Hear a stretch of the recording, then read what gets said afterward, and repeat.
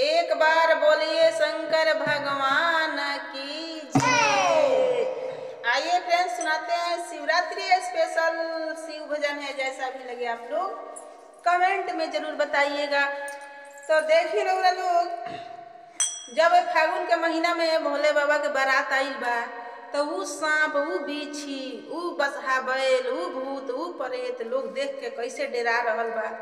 तो आई रुआ लोग के हमें गीत के माध्यम से सुनावतनी, रुआ लोग सुनम जरूर, अपन प्यार दुलार जरूर दे। तो चली हमनी के एक गीत के आनंद ले जाओ। अरे ले के बारात भोला आइले हो, देखी लोग बाड़े धइले। ले के बारात भोला आइले हो, देखी लोग बाड़े धइले। लोग बाड़े धइले, देखी लोग बाड़े धइले।